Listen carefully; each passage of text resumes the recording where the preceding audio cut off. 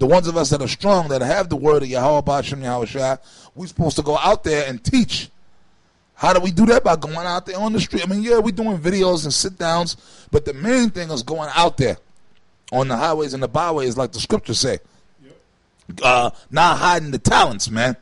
You understand what I'm saying? And you're doing the videos and all that, too. You're supposed to be involved in this work, man. See, that's what you ought to be doing. You guys, y'all didn't do that when you left and took breaks. And when you're not going out in the winter months, you're definitely doing that. You're guilty, man.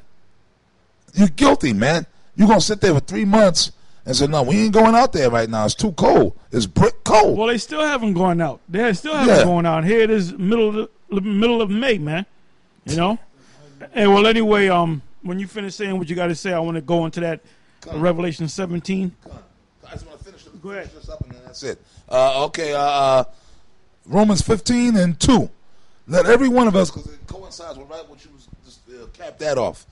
Let every one of us please his neighbor, meaning your brother, for his good to edification. How do you edify? By going out there teaching, and not just and teaching the right things too, teaching this knowledge the right way. Third verse: for even Yahweh Shai pleased not himself, but as it is written, the reproaches of them that reproached thee fell on me. See what I'm saying? So Yahweh Shai was out there teaching. His ministry was for 3 years solid. And in that 3 years, he didn't take no breaks. Yahweh Shai was teaching hardcore, man. Right up until the minute they put him up on the cross. And he was still prophesying and teaching on the cross. Okay, so you guys, you all guilty, man. You guys are guilty, man. That's why y'all gonna be destroyed, man. All you fakes and phonies. Yeah, I'm going to say this. I'm going to go into Revelation 17, but I'm going to say this on behalf of this tour that Brother Reggie, I guess that's his title, Brother Reggie, is getting ready to do tomorrow. I mean, if y'all want to go out there, y'all go out there, man.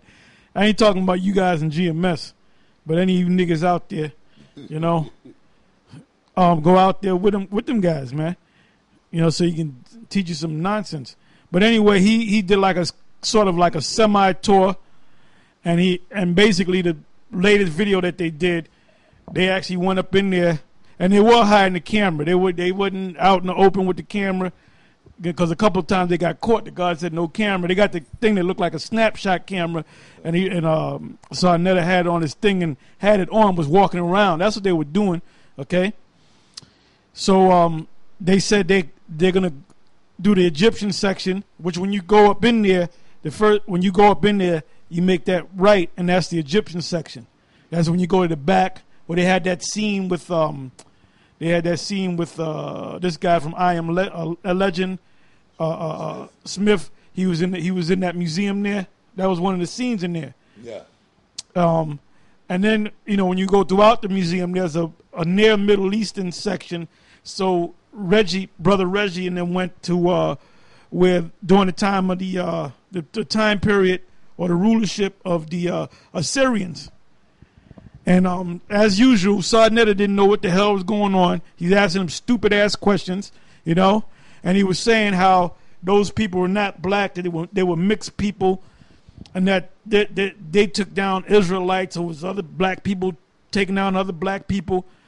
And then Reggie went into the thing about how the so-called white man was in the Caucasus Mountains, and then they came down into Mesopotamia among the black people. No, Esau wasn't even thought of, man. So you don't even know tell me where the white man came from. You said today Esau was pushed up into the Caucasus Mountains, man, and not all of them were pushed up in there. You had Edomites that stayed down there in Mount Seir. All right? What was one of them? Hadad? I believe that was Hadad, if I'm not mistaken. I can look him up. Where he was afraid of David, because David couldn't stand them Edomites. And after he found out that David died, he basically saying, "Are you sure he died? Because I ain't going back in the Middle East down there by Mount Seir unless I know David died." And I think Joab died, got old and died. Because them Edomites back there, they had a healthy fear for Israel, man. See, they don't have it right now, but guess what? They're going to get it back. They're going to get it back, man. You know? You got the Edom. Hey, Dad? Go to the account. Let's go to the account, man. Yes, sir. There wasn't no, you had people living up in the Caucasus Mountains, and then before Abraham, these Caucasoids came down. No, Reggie, you got it all wrong. But you know what? I'm going to do a follow-up on that museum tour, because I've been to that museum many a times, man. So I'm going to do a follow-up on that thing. Matter of fact, we actually did, so you won't say we're biting, we did a video back in 2009 called GMS, and I put it up. I put one part up. I'm going to give it to you right now.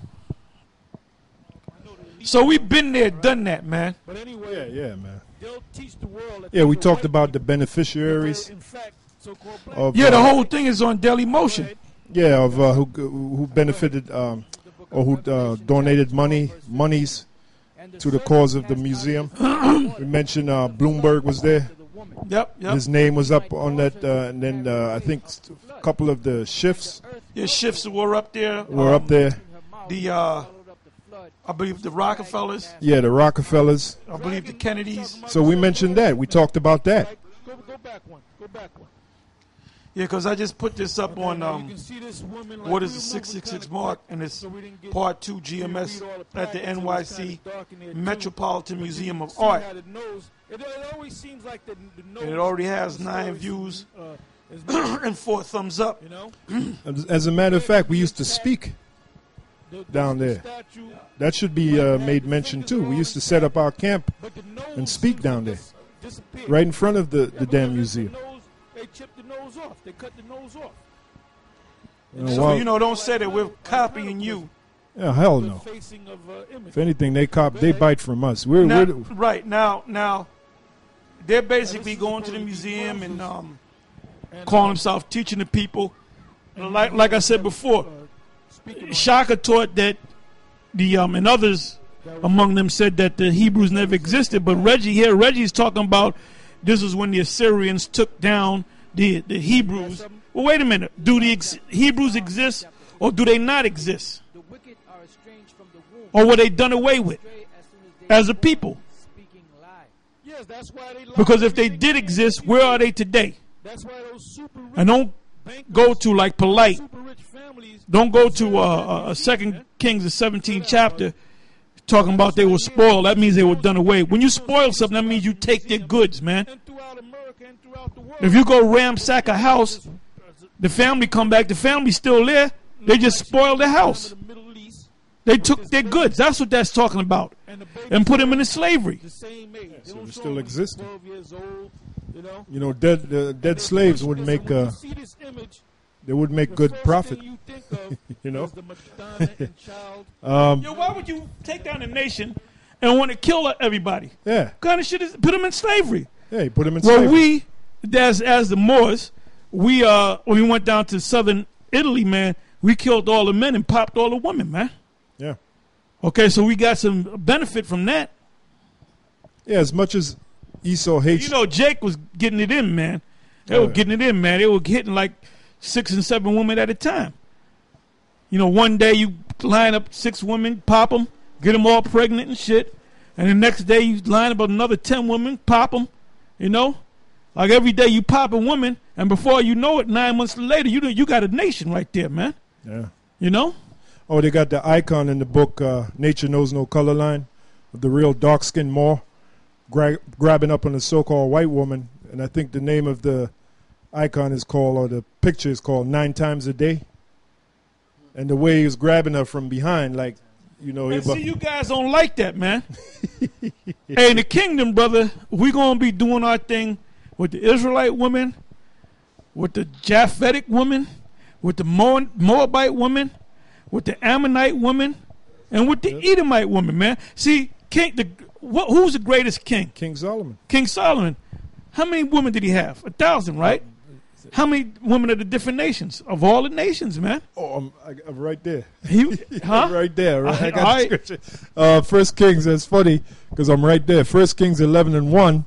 It says, "But King Solomon loved many strange women, together with the daughter of Pharaoh, Egyptians, women of Moabites, Ammonites, Edomites, Zidonians, and Hittites."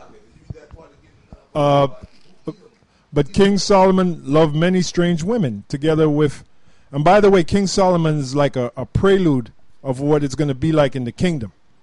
All right, this is the only time that Israel dwelled totally in peace.